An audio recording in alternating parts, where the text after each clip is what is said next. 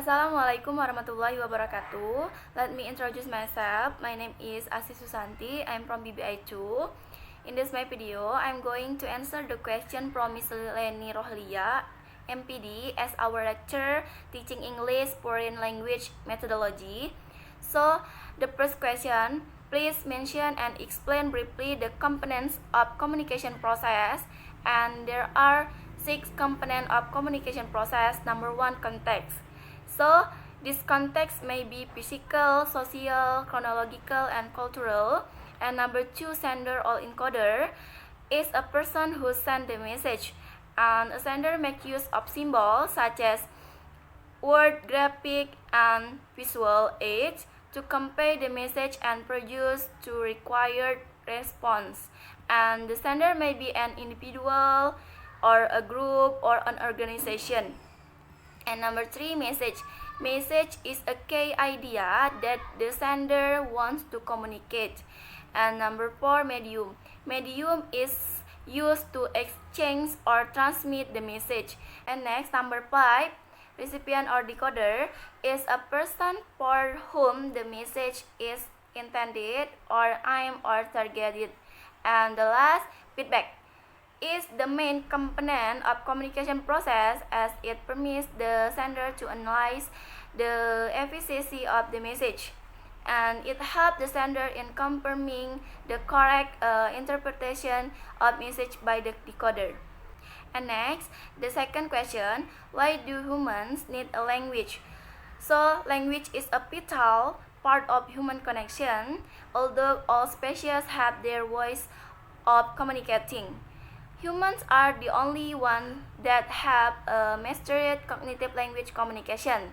Language allows us to share our ideas, thoughts, and feelings with others. And languages are divided into 2 types, verbal and non-verbal. So, verbal language contains the spoken language we have today, and non-verbal language contains the body language. Sign languages are part of body languages. And next, the third question. Please give your opinion about the periods, Dutch period, Japanese period, and independence period of English teaching in Indonesia. Which one do you think the best English teaching period? So, the Dutch period was taught from junior high school or MULO to the senior high school. At junior high school, English was a compulsory subject given 3 or 4 times a week. In addition, the students still had to learn Dutch every day. Textbook and supplementary readings were plentiful, so they could improve their English fast by reading a number of books.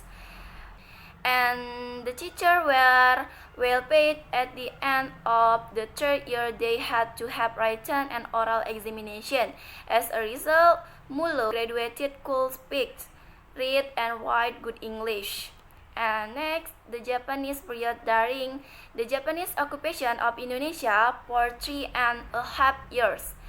Dutch and English were totally burned, and all the books in those languages had to be burned. And the education system was radically changed.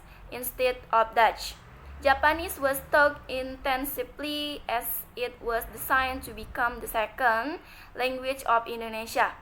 The Indonesia language was nominated to become the national language. Linguistically, the Japanese occupation was a blessing in distinguished for Bahasa Indonesia. And a lot of books were translated into Indonesian, and from then on, Indonesia has developed phenomenally, ironically, and rapid development of Indonesia letter process and insurmountable obstacles for the success of TEFL in Indonesia.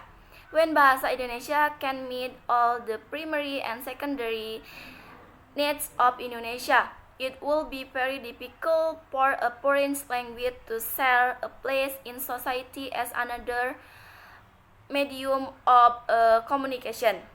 And next, the independence period 1945 up to present, with the Japanese gone and Dutch books born, there was a considerable paucity of English textbooks and dictionaries. English was taught beginning from the junior high school, using church books. One of them was called Step by Step in the Dutch era, and the method of teaching was grammar translation method. Most of the dictionary were English-Dutch dictionaries, so it was a big problem for the junior high school students as they did not know Dutch. The method of teaching for senior high school is as well as junior high school. Most English classes were virtually grammar classes. Reading was not very much emphasized, and the teacher virtually paid no attention to speaking and writing as they themselves were not proficient into skills. Okay, so in my opinion, the best period of teaching English is the Dutch period. And next, the fourth question. In your opinion, what is the status of English compared to Indonesian nowadays? So, Indonesian has a function as an introduction to the education of the Indonesian nation and is commonly used by educational institutions since ancient times. But as since developed increasingly advanced education and the means of globalization, Indonesian society required to master English as an international language to know development of broader sense. So, in my opinion, the status of English as a global language is now more important than Indonesia. Okay, next, the last question. Please explain briefly about the function of English in Indonesia. So, the function of English in Indonesia is as an additional language and not just a foreign language. Okay, I think that's all from me. Thank you and wassalamualaikum warahmatullahi wabarakatuh.